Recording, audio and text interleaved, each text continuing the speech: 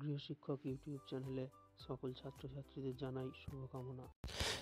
এই ক্লাসে আমরা তোমাদের মাধ্যমিক ভূগোলের ভারতের শিল্প এই বিষয় থেকে 3 নম্বরের কিছু গুরুত্বপূর্ণ প্রশ্ন উত্তর নিয়ে আলোচনা করব। আগের ক্লাসে আমরা তোমাদের এই অধ্যায় থেকে 3 নম্বরের আরও বেশ কিছু প্রশ্ন নিয়ে আলোচনা করেছিলাম। এছাড়াও আমরা এই অধ্যায় থেকে কিছু গুরুত্বপূর্ণ 2 নম্বর 1 নম্বরের প্রশ্ন নিয়ে আলোচনা করেছি। আমাদের সেই ক্লাসগুলো যারা দেখোনি তারা অবশ্যই দেখবে, আর আমাদের চ্যানেলটা এখনও সাবস্ক্রাইব যারা করোনি তারা সাবস্ক্রাইব করে বেল আইকনটা প্রেস করে রাখবে, তাহলে আমাদের চ্যানেলের নতুন ক্লাসগুলো তোমরা দেখতে পাবে। আজ আমাদের আলোচনার প্রশ্ন, ভারতে ইঞ্জিনিয়ারিং শিল্প গড়ে ওঠার কারণগুলি লেখো, যে কোনো 3টি। ঠিক আছে, তাহলে এখানে 3টে বলেই দিয়েছে, বেশি লেখার কোনো প্রয়োজন নেই। ঠিক আছে, 3 নম্বরের প্রশ্ন এগুলো। ঠিক আছে, তাহলে এখানে প্রথম পয়েন্ট যেটা আছে সেটা হচ্ছে যে ধাতব দ্রব্যের যোগান, এরকম একটা পয়েন্ট তোমরা লিখতে পারো। ঠিক আছে, তাহলে এই শিল্প তৈরি করার জন্য যে সমস্ত ধাতুগুলো প্রয়োজন, ভারী ধাতু, সেগুলো আমাদের ভারতে খুব ভালোভাবেই পাওয়া যায়, যেমন চিত্তরঞ্জন, জামশেদপুরে এইগুলো ভালো পাওয়া যায়। এছাড়া কোরাপুটে এগুলো পাওয়া যায়। সেই জন্য এখানে ভারতে কিন্তু এই শিল্পটা খুব ভালোভাবেই গড়ে ওঠে। ঠিক আছে, তার বিভিন্ন জায়গায় বিভিন্ন রকম জিনিস কিন্তু পাওয়া যায়। ঠিক আছে, আর এরপরে হচ্ছে যে বিদ্যুতের যোগান হচ্ছে যে এই শিল্পে কিন্তু কারেন্ট খুব গুরুত্বপূর্ণ। কারেন্ট কিন্তু এই শিল্পে মানে বিভিন্ন মেশিনপত্র যেগুলো থাকে সেগুলোকে চালানোর জন্য কিন্তু কারেন্টের প্রয়োজন হয় বা বিদ্যুতের যোগান দরকার। ঠিক আছে, আর এরপরে হচ্ছে যে শিল্পের সমাবেশ বা অন্যান্য শিল্প, তাহলে যেসব অঞ্চলে অনেকগুলো শিল্পের অনেক রকম শিল্প দেখা যায় সেখানে কিন্তু ইঞ্জিনিয়ারিং শিল্প গড়ে ওঠে, যেমন হচ্ছে হুগলি শিল্পাঞ্চল, জামশেদপুর শিল্পাঞ্চল, দুর্গাপুর, আসানসোল শিল্পাঞ্চল, এইগুলো। তাহলে এই সব কারণে এখানে কিন্তু ইঞ্জিনিয়ারিং শিল্পগুলো গড়ে ওঠে। ঠিক আছে, অন্যান্য শিল্পের সাথে ইঞ্জিনিয়ারিং শিল্প কিন্তু গড়ে ওঠা মানে খুব সহজেই গড়ে উঠতে পারে। আর এরপরে আর একটা পয়েন্ট তোমরা অন্যভাবেও লিখতে পারো, সেটা হচ্ছে যে মেধাবী ও দক্ষ শ্রমিক তারাই কিন্তু এই শিল্পে কাজ করে, এবং ভারতে কিন্তু এই মেধাবী ও দক্ষ শ্রমিক অনেকই পাওয়া যায়। ঠিক আছে, তাহলে এইভাবেই উত্তরটা তোমরা লিখবে। তাহলে এরপর আমরা ভারতে পেট্রো রসায়ন শিল্পের উন্নতির কারণ এই প্রশ্নের উত্তরটা নিয়ে আলোচনা করব। এখানেও তোমরা 3টে পয়েন্টের মধ্যে উত্তরটা লিখবে। একটা হচ্ছে কাঁচামাল।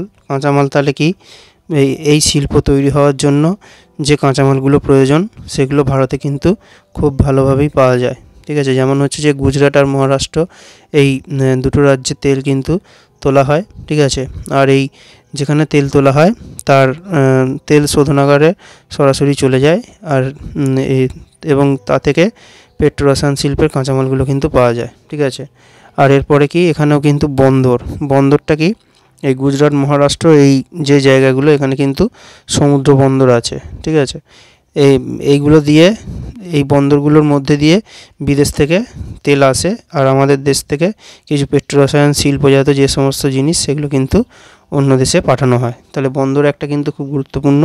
আরেকটা হচ্ছে যে বিদ্যুৎ। ঠিক আছে, তাহলে এখানে কিন্তু গুজরাটে উকাই আর মহারাষ্ট্রে কয়না জলবিদ্যুৎ কেন্দ্র আছে। এছাড়া আরও অনেক আছে, আর মহারাষ্ট্রের তারাপুর এবং গুজরাটের কাঁকড়াপাড়া পারমাণবিক বিদ্যুৎ কেন্দ্রগুলো থাকায় কিন্তু এখানে এই শিল্পটা খুব ভালোভাবে তৈরি হয়েছে। ঠিক আছে, আর চাহিদা বা বাজার, এটাও একটা পয়েন্ট করা যেতে পারে। পেট্রো রসায়ন শিল্পের চাহিদা অনেক বেশি, সেই জন্য কিন্তু, আর এছাড়া ভারতের অন্যান্য জায়গায় যেমন এখানে, সেই জন্যই কিন্তু এই শিল্পটা ভারতে খুব ভালোভাবেই তৈরি হয়েছে। ঠিক আছে, আমাদের ক্লাস কেমন লাগছে সেটা তোমরা কমেন্টে অবশ্যই জানাবে, আর আমাদের এই ক্লাসগুলো তোমরা অবশ্যই বন্ধুদের মধ্যে শেয়ার করবে, আর আমাদের ক্লাস ভালো লাগলে তোমরা লাইক করবে। এর পরের প্রশ্ন সেটা হচ্ছে পেট্রো রসায়ন শিল্পের সমস্যাগুলো কী। ঠিক আছে, তাহলে এখানে যেটা বলতে হবে সেটা হচ্ছে যে কাঁচামাল। ঠিক আছে, এটা একটা সমস্যা। যেমন এই শিল্পের যেসব কাঁচামাল প্রয়োজন, যেমন হচ্ছে যে তেল, সেটা কিন্তু দাম প্রচুর। ঠিক আছে, আর ভারতে কিন্তু তেল বেশি জায়গায় তোলাও হয় না, আর তেল বেশি জায়গায় শোধনাগারও নেই। ঠিক আছে, তাই বিদেশ থেকে আমদানি করতে হয় বা আনতে হয়, সেই জন্য এটাতে অনেক বেশি খরচ পড়ে। সেই জন্য কাঁচামাল নিয়ে একটা সমস্যা কিন্তু আছেই। আর এর পরের পয়েন্ট হচ্ছে সেটা হচ্ছে যে প্রযুক্তিগত কিছু সমস্যা কিন্তু আছে, কেননা এই শিল্পটা চালাতে গেলে খুব ভালো প্রযুক্তি ব্যবস্থা খুব ভালো দরকার, কিন্তু ভারতে অত ভালো প্রযুক্তি নয়, এবং সেটার জন্য অনেক বেশি টাকা পয়সাও লাগে। ভারতে প্রযুক্তি কিন্তু অত ভালো নেই, সেটার জন্য এই শিল্পে একটা সমস্যা আছে। ঠিক আছে, আর এর অন্যান্য কারণ, এছাড়া আন্তর্জাতিক বাজারে বিভিন্ন দেশের সঙ্গে প্রতিযোগিতা বা পর্যাপ্ত মূলধনের অভাবে যতটা টাকা দেওয়া দরকার ততটা টাকা দেওয়া হয় না। আরও অন্যান্য কিছু কারণে বিদ্যুতের ঘাটতি, তারপর বাজারে অস্থিরতা, তেলের দাম সবসময় একরকম থাকে না, কখনো বাড়া কমা হয়। এইসব কারণে কিন্তু এই ভারতে পেট্রো রসায়ন শিল্পের সমস্যা আছে। ঠিক আছে, এই পয়েন্টগুলোই তোমরা বলবে। আর এর পরের ক্লাসে আমরা তোমাদের এই অধ্যায় থেকে আরও কিছু গুরুত্বপূর্ণ প্রশ্ন উত্তর নিয়ে আলোচনা করব।